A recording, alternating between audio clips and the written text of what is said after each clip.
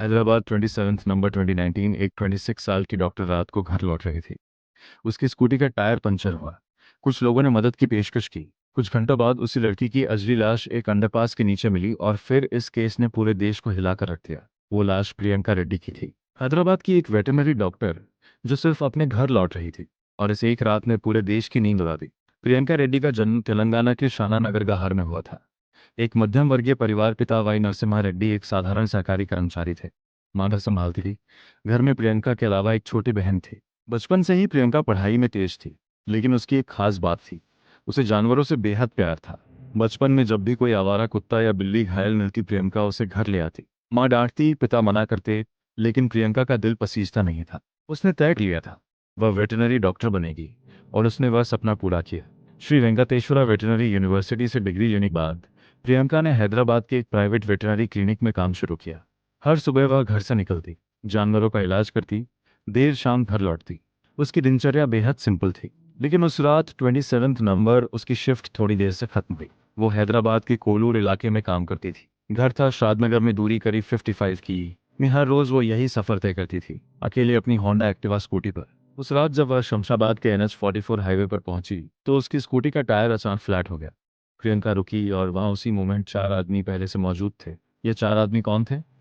मोहम्मद आरिफ, उम्र 26 साल, LRS logistics में लोरी क्लीनर का काम करता था। उस रात वह उसी अंडरपास के पास खड़ा था। झुल्लू शिवा, उम्र 20 साल, आरिफ का साथी, वो भी वहीं था। झुल्लू नवीन, उम्र 20 साल, शिवा का भाई। चिंता कुंता चिन्ह, केशवलू, उम्र 26 साल, एक और लोरी क्लीनर। ये चारों उस हाईवे पर अक्सर रहते थे, लोरी ड्राइवर्स के साथ काम करते थे। उस रात इन चारों ने प्रियंका की स्कूटी देखी। आरिफ ने मदद की पेशकश की। उसने कहा, आपका टायर पंक्चर है, हम ठीक करवा देते हैं, पास में ही दुकान है। प्रियंका नर्वस थी। उसने बहन को फ़ोन किया। बहन ने मना किया, लेकिन शायद उसे लगा रात के इस सुनसान हाईवे पर अकेले स्कूटी छोड़कर जाना और भी खतरनाक होगा। उसने हाँ कर दी और वह उनके साथ चल दी। आरिफ ने प्रियंका की स्कूटी को एक साइड में खड़ा कर दिया और उसे अंडरपास के नीचे ले गया। जो आगे हुआ वह इंसानियत को शर्मसार करने वाला था। प्रियंका के साथ गैंगरेप हुआ। चारों ने बारी बारी से उस पर हमला किया। जब उसने चिल्लाने की कोशिश की तो उसका गला दबा दिया गया।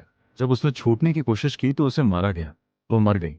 लेकिन इन चारों का काम अभी बाकी था। इन्होंने प्रियंका की लाश को उसी अंडरपास के नीचे रखा, और फिर एक काम किया जो शायद इनकी सबसे बड़ी गलती साबित हुई। इन्होंने लाश पर पेट्रोल डाला और आग लगा दी। सुबह होने से पहले ये चारों वहां से गायब हो गए। 28 नवंबर की सुबह एक हाईवे वर्कर उस अंडरपास के पास से गुजरा। उसने धुआं देखा, नजदीक गया, एक जली हुई लाश। पुलिस को कॉल किया गया। शमशाबाद पुलिस स्टेशन से ऑफिसर्स आए। लाश की पहचान करना मुश्किल था, इतनी बुरी तरह जलाई गई थी। लेकिन उस अंडरपास के पास एक होंडा एक्टिवा खड़ी थी। पुलिस ने रजिस्ट्रेशन चेक किया। गाड़ी प्रियंका रेड्डी के नाम पर रजिस्टर्ड थी। उसी दिन प्रियंका के पिता नारासिम्हा रेड्डी ने पुलिस स्टेशन में मिसिंग कंप्लेंट दर्ज कराई थी। रात भर प्रियंका का फोन बंद था, घर नहीं आई। माँ रोती रही। पिता हर हॉस्पिटल, हर थाने में भटकते रहे, और जब शमशाबाद पुलिस ने उनसे कांटेक्ट किया तो उन्हें बुलाया गया। जो लाश मिली थी वो उनकी बेटी की थी। नरसिम्हा रेड्डी वहीं टूट गए। लेकिन अब जो हुआ वो और भी चौंकाने वाला था। पुलिस इन्वेस्टिगेशन शुरू हुई। CCTV फुटेज खंगाली गई, टोल बूथ के रिकॉर्ड्स देखे गए, और तब सामने आया कि उस रात उस अंडरपास के आसपास 4 लोग थे जो लोरी ड्राइवर्स के साथ रेगुलरली काम करते थे। आरिफ को सबसे पहले आइडेंटिफाई किया गया, क्योंकि उसी की लोरी उस एरिया में खड़ी थी। CCTV में वह दिखा था। आरिफ को पकड़ा गया। पूछताछ शुरू हुई। पहले उसने इनकार किया, फिर टूट गया। उसने बाकी तीनों का नाम लिया। शिवा, नवीन और चैन केशु को उसी रात पकड़ लिया गया।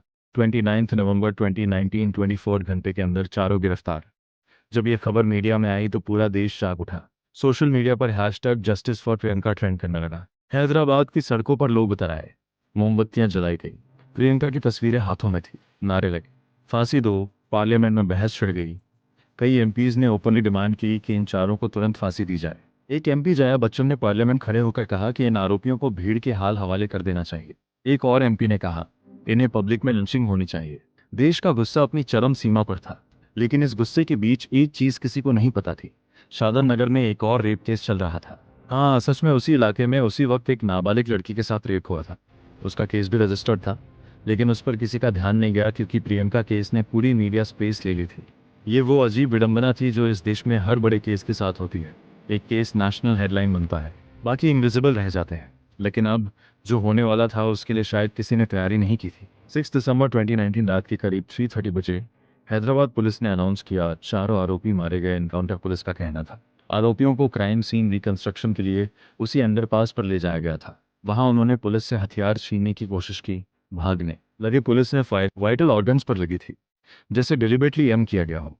पांचवी बात, आरोपियों के हाथों पर गन पाउडर रेसिड्यू नहीं ला, यानी उन्होंने फायरिंग नहीं की थी। कमीशन ने रेकमेंड किया एनकाउंटर में शामिल 10 पुलिस ऑफिसर्स पर मर्डर का केस दर्ज हो। अब देश दो हिस्सों में बांट गया। एक हिस्सा कह रहा था जो हुआ सही हुआ, प्रियंका को न्याय मिला, कोर्ट में सालों लगते, ये चारों बच जाते।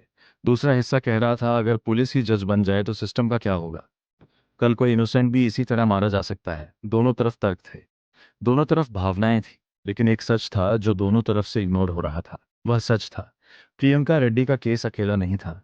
NCRB national crime records bureau के डाटा के अनुसार भारत में हर 15 मिनट में एक रेप होता है।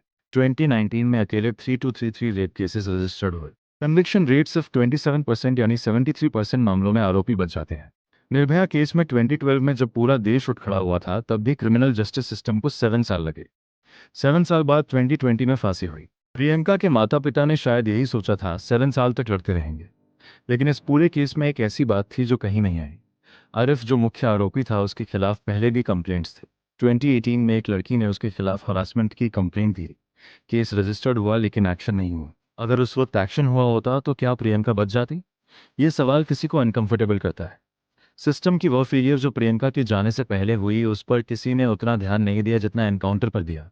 प्रियंका की बहन का नाम पब्लिक नहीं हुआ, उसने मीडिया से बात नहीं की, लेकिन एक बार, सिर्फ एक बार, एक इंटरव्यू में उसने कहा, दीदी ने आखिरी बार मुझसे कहा था कि डर लग रहा है।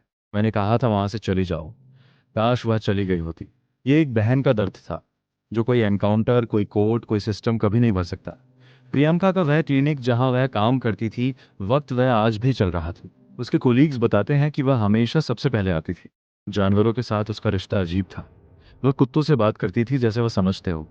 एक कोलीग ने कहा था उस दिन क्लिनिक में एक बीमार कुत्ता था जिसे प्रियंका ट्रीट कर रही थी। अगले दिन वह कुत्ता भी नहीं रहा, जैसे उसे पता चल गया। शायद ये सिर्फ एक कोइंसिडेंस था, लेकिन इस केस में बहुत कुछ था जो सिर्फ कोइंसिडेंस नहीं था। जस्टिस वर्सेस सिरपुरकर कमीशन की रिपोर्ट 2022 में सबमिट हुई। रिपोर्ट में साफ लिखा था एनकाउंटर स्टेज्ड था। पुलिस ने एक्स्ट्रा जुडिशियल किलिंग की। रिपोर्ट में 10 ऑफिसर्स को नेम्ड किया गया। रिकमेंड किया गया कि उन पर आईपीसी की धारा 302, यानी मर्डर के तहत केस चले। लेकिन क्या हुआ उस रिकमेंडेशन का? वही जो अक्सर होता है। रिपोर्ट फाइल हुई, कमीशन भंग हो गई, केस अदालत में गया, ऑफिसर्स ड्यूटी पर रहे, ट्रांसफर्स हुए, आज तक कोई कन्विक्शन नहीं। प्रियंका के पिता 2023 में एक इंटरव्यू में रोए। उन्होंने कहा हमें एनकाउंटर से तसल्ली मिली थी, लेकिन अब कहते हैं वह फेक था। तो क्या मेरी बेटी के साथ जो हुआ वह भी किसी के लिए बस एक फेक केस बन जाएगा?